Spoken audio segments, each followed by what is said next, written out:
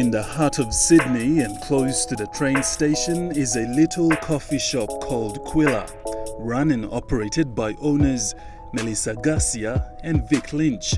Vic, who's from Kerema and Australia, was born in Kundiawa and spent most of his teenage years travelling between Mount Hagen and Goroka. It was growing up in the coffee farms in the highlands of Papua New Guinea that made Lynch fall in love with coffee and started associating himself with anything to do with coffee.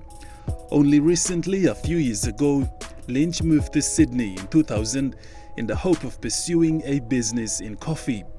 After doing a few jobs here and there as a barista, experience was all Lynch needed, as well as getting to know a bit more about coffee. But it wasn't until 2013 that Lynch, and after meeting his wife Melissa, decided to start a coffee roaster business and settling in Cairns, just north of Queensland, and started roasting coffee. Our coffee shop has been running for like 6 years. 3 years in, we started to roast our own coffee, and that was where it all began, and getting deeper into the business of coffee, where we started to go upstream and buy and source green coffee from parts of the world that we'd traveled to and places that we were familiar with that were good. We buy a fair bit of coffee from like African nations, all the way across to lots of coffee from Central America and Colombia, especially in South America. And then we really wanted to sort of enhance that focus on what our shop was about, and the name Aquila being Indo-Pacific as a timber, as the name of the tree that has this hardwood. So we wanted to focus on an Indo-Pacific regional collection of coffee. So I revisited some farms back in Papua New Guinea, started buying coffee from Indonesia because that's Indo-Pacific as well. So putting those into our blends and making it a little bit different from the usual. Just being in another country, from where I grew up in Goroka to here, it's a crazy ride. Like, I feel because I'm still in it and working a lot, I feel like it's a surreal part of my life. I think it's probably one of those things when I'm not here as much and I look back in my life and be like, wow, I did that. Like, back in then, I was pretty crazy to do it, but so I think, yeah, it's an incredible feeling. It's really hard to explain, but super powerful as well. Like, I think with the response that we've had over the last couple of, say, years or few months has been starting to make it clear why I'm doing it, and the purpose is a lot stronger now. So yeah. Vic says what separates Aquila from the rest of the other coffee shops is about connecting with the customers and having those that missed a coffee shop and the great conversations, let alone love coffee, always come back. I'm still learning about this place, and it's little quirks and why people like it. It's not until I kind of have a chat to people who have come here in the past, and then they come back to me and say, man, I really miss coming to your space, and I miss you guys. You guys are so cool. Like, it's all about like how you connect with the customers and so on. So I think there's a big part of our industry. I mean, we're owner operators, so you'll walk in here and it'll either be me or Melissa here working behind the bar and serving your coffee. So it's a very, very different dynamic that's happening in this space, and it's small enough that we can do that. And I think people like that about little coffee shops. There's a few around Sydney that have that, and I think in my mind that's one of the things that separate them from the rest. But I think more than that, there's just a very different style of service here. We're not really focused on trying to put our hand up saying, look at us and this is who we are. We've just kind of opened a grassroots style space, and it's very relaxed, and that's why it's inviting for so many types of people, no matter what they do. It's all, the focus is actually on coffee, and it's on them getting their ritual each day. And if they want to come in and have like a decaf coffee with soy milk and 10 sugars, whatever, I mean, I wouldn't serve 10 sugars in it, but yeah, it'd just waste my sugar. But I would serve what they want because that's what they ordered. So we don't know what anybody likes, and if they order something they want and we can do it, we'll do it. It's just kind of, I think, Yeah, that's probably what makes it different from other places that kind of stand by their rules a lot. Yeah. Aquila sells a variety of coffee that one can enjoy in their personal space, but what's most important is meeting customer satisfaction. Well, we have all of your favorite sort of coffees that Australians love, from like cappuccinos to flat whites, piccolos, lattes, espressos, macchiatos, long macchiatos. But I think now in the industry, being in specialty coffee, it's a very different format. We work with a lot more different types of coffee and different processing methods and different varietals. So we want to present them different each time. So we have things like filter coffee, which the way we do it in our shop, we run it through like a batch brew filter, and it's just basically black coffee. So you're just tasting what the real coffee is, and you get to enjoy that. We do that plus cold brew coffee. There are many like different methods for cold brew, but it also highlights you can put the same coffee in the filter for a batch brew and then put it through the cold brew, and it will taste completely different, you know. So there's different brewing methods, and then we also run like 2 types of coffees for the day on our espresso machine. We have one for the milk-based coffees, which is a blend that is designed and like for milk coffees that have, you know, maybe different types of alternative milks as well. We're known for having quite punchy and rich, heavy-bodied, really strong coffee. And then our espressos highlight other types of coffee that we might want to showcase, and that's just on black coffees, whether you have a double espresso or a single or long black. And there's a few things there that we do. We're hoping to move our coffee brand into wholesale, so outside of the retail and the stuff that we're doing in our shop. We're going to pop up an online store soon, so people can order coffee from anywhere in Australia and over the world. But with coffee comes great food. Aquila Coffee Shops also has a particular menu. We got a pretty stripped back menu. It's basically a breakfast menu. It's quite basic.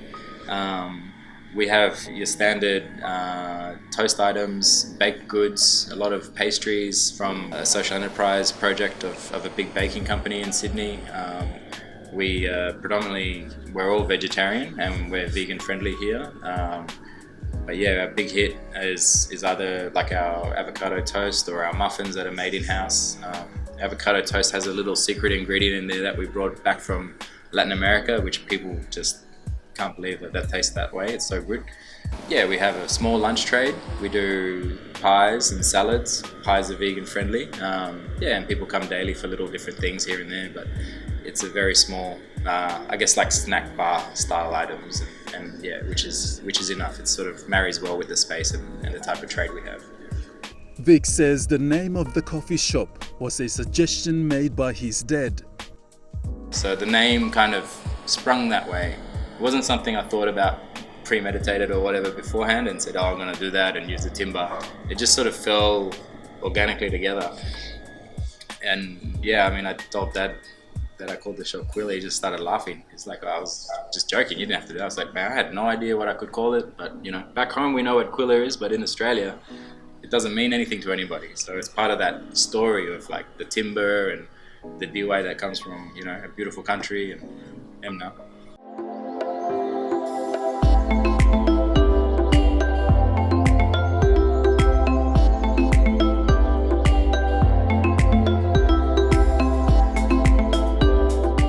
Sydney is special for many things: the Opera House, the Harbour Bridge, and the diversity, and not to mention its natural beauty.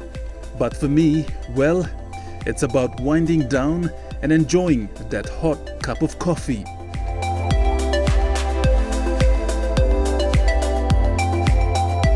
Vic says while he lives in Sydney, going back home has always been challenging, having to run the business, but it's always great to get home whenever he can.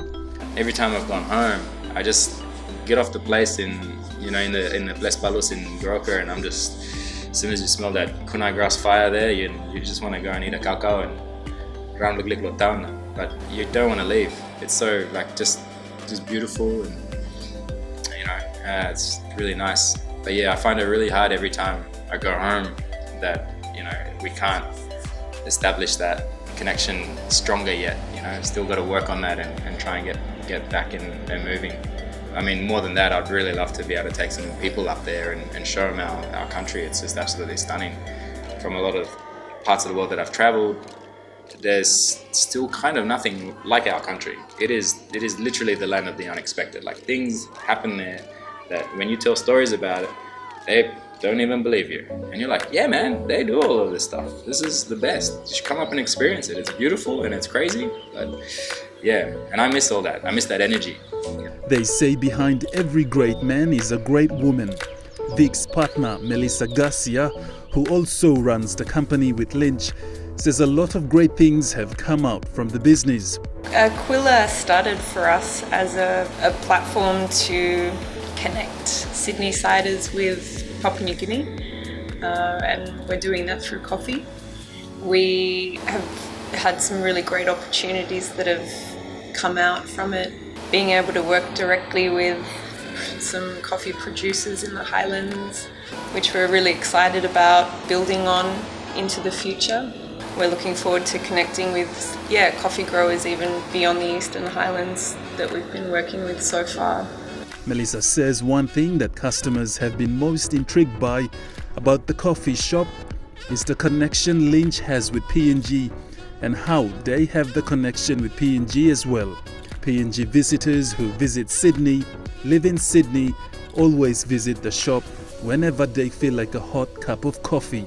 I meet a lot of people often who really don't know a lot about Papua New Guinea or have ever visited there for anything other than maybe work, or, you know, they had a relative who worked there in the 70s or 80s and haven't been there since, and or maybe people only know it because of Manus Island, or they think of mines, or they think of sometimes things with negative connotations, the same way that people talk about Colombia, which is where my father's from. It is exciting when one can create space that changes the narrative and starts to put a country or a culture and a place and people in a different light. I think the conversations and the people you meet, you really don't know who's going to walk into the shop. You never know who's going to walk in and order something across your counter. We've had really famous people wander through here, you know, and we just treat them all the same anyway. It's not like we're like, close the shop, pass him door, you mean, hey, what's he coming? So we just like, I think, yeah, we just have this a collective way of inviting anybody, and anybody is welcome to our space, no matter who or what you are or what you do. It's just a space for everybody, and I think that allows it to open up conversations with people that you wouldn't normally, or, you know, even on the street, people don't really talk to each other. But having a space where, because it's in your environment, you can control the energy and the way people want to open up to you or talk to you about stuff. So you do really meet a lot of interesting people, and that's the beauty of hospitality, I think. Yeah. But how successful can one be? Melissa says the key, most important thing to always remember is to communicate. Communication is everything, and I think being good friends and being just as interested in building a journey as well as sharing it, and the fact that we do that with common values and with a desire to see the same outcome is important as well. Yeah, in regards to coming down to Sydney and doing what I'm doing, it's a really, really challenging thing, but it is such a rewarding process, and I think each step of the way I just need to remind myself to stop, look back where I've come from, and, you know, think about us place Liglikna, and that's it. It just sort of resets my spirit a bit, and I just keep going and just represent.